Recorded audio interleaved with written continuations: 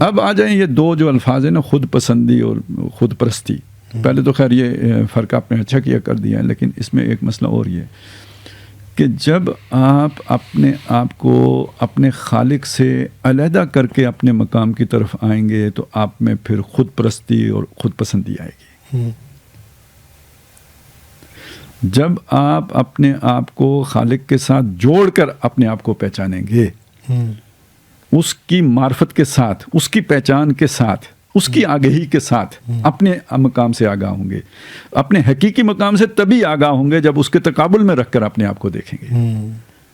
اب آپ کے اندر یہ خود پرستی اور خود پسندی نہیں پیدا ہوگی. یعنی اگر وہ جو خود پرستی تو خیر نیگیٹو چیز ہے، خود پسندی جو آئے گی وہ بالکل صحیح ہوگی، یعنی ایکوریٹ ہوگی کہ یعنی آپ اگر ویسے تو مطلب خود پسندی بھی لٹریچر میں کوئی پسندیدہ لفظ تو نہیں ہم کہیں گے اسے. آپ کی ٹرم میں ہو سکتا ہے پسندیدہ ہو، مطلب وہ سائیکالوجی میں تو شاید وہ اتنا برا نہ لگتا. یوں کہہ لیں کہ اس کو سیلف ریکگنیشن، ہاں اس حد تک ٹھیک ہے. یہ سیلف ریکگنائزیشن جو یا اس کو ہم ذرا اسی آگہی کے ساتھ جوڑ لیں تو بھی مسئلہ ہمارا حل ہو جاتے ہیں.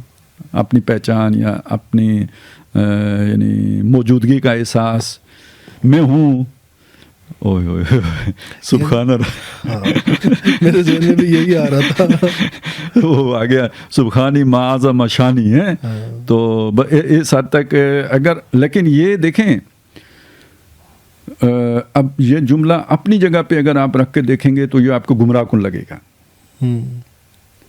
اللہ کے سامنے رکھ کر یہ سبحانی بہت، یعنی یہ جو کچھ بھی میں ہوں اس نے بنایا ہے مجھے، اور کیا میری شان ہے، کیا میرا مقام ہے جس پر. اچھا یہ چیز کس معنی میں ہے؟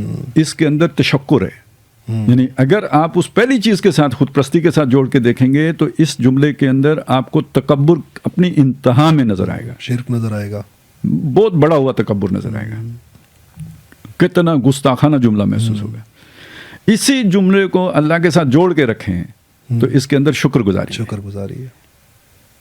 اب یہ جن میں یہ جذبہ نہیں ہوتا انہیں نہیں پتہ یہ کیا جملہ ہے. یہ اگر آپ سورہ یوسف پڑھیں نا، مطلب جہاں بھی قرآن مجید میں نبی جب انہیں یاد آتی ہیں نعمتیں، یہ ہوا تو اس کے بعد جس طرح ان کے اندر اوپر شکر کا جو ہے نا وہ جذبہ وہ سوار ہوتا ہے. اس کی ایک جھلک ہے اس واقعے میں بھی نا، کہ وہ یوسف علیہ السلام کتنی مشکلوں سے گزرے، باپ سے جدائی، گھر سے دوری، پھر ایک گھر میں پروان چڑھے، جیل میں رہے، وہاں سے نکلے. آخر میں جب وہ سارا آتے ہیں نا، والدین بھی اور بھائی بھی، اور وہ سجدہ بھی کرتے ہیں، تو یوسف علیہ السلام کہتے ہیں کہ یا ابتی ھذا رویا یا من قبل ھذا تعویل رویا یا من قبل، یہ میرا جو خواب تھا وہ جو میں نے آپ کو شروع میں بتایا، یہ اس کی تعبیر ہو گئی ہے کہ وہ آج آپ سب سجدہ کر رہے ہو مجھے. قد جعلھا ربی حقا، میرے رب نے اسے سچ کر دیا.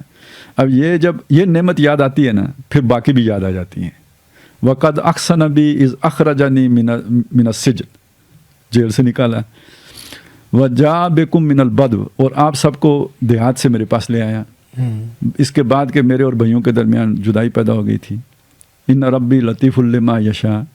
اب دیکھیں اس کو اپنی کسی اس کے ساتھ نہیں جوڑ رہے، قابلیت کے ساتھ. یہ میرے رب کی پلاننگ تھی ساری.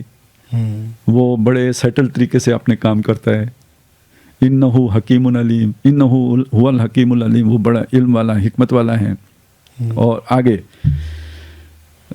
اب اس کے بعد اللہ تعالیٰ سے، یعنی جو رب قد آتیتنی من الملک، جو بادشاہی میں سے حصہ دے دیا ہے. وعلمتنی من تعویل الاحادیث، یہ حدیث کی تعویل مجھے کرنا سکھا دیا ہے. فاطر السماوات والارض، ہے آسمان اور زمین کے بنانے والے. انت ولی، تو میرا دوست ہے. اب یہ سرنڈر ہے، ٹھیک ہے نا. توفنی، مجھے وصول کر لے. ٹھیک ہے، انت ولی پھر دنیا والآخرہ، دنیا آخرت میں تو ولی ہے. توفنی مسلمن، مجھے فرما بردار وصول کرنا، نافرمانی کی طرف نہیں جانے دینا.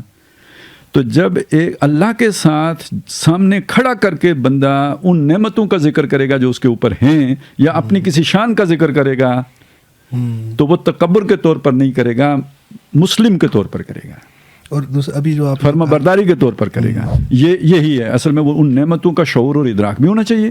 یہ نہیں کہ وہی نا، ان کی پہچان ہونی چاہیے. اپنے بھی پہچان ہو، اپنی پہچان اس آئینے کے سامنے رکھ کے ہوگی، اللہ کے سامنے رکھ کر. تو اس کے نتیجے میں اسلام، تقوی، تدین، زہد، عبادت یہ پیدا ہوگا.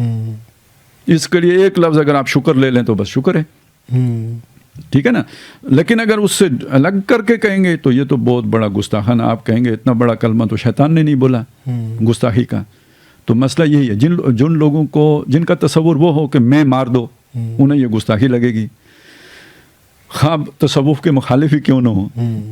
ٹھیک ہے نا. وہ میں مارنے والے کام میں وہ چونکہ بادشاہوں کے وہ سارے ہوتے ہیں تو اس میں تو یہ بھی شریک ہوں گے. کہتے ہیں بادشاہ کی مرضی کے خلاف کرنا اللہ کو ناراض کریں، کیونکہ ذل اللہ فی الارض ہے نا.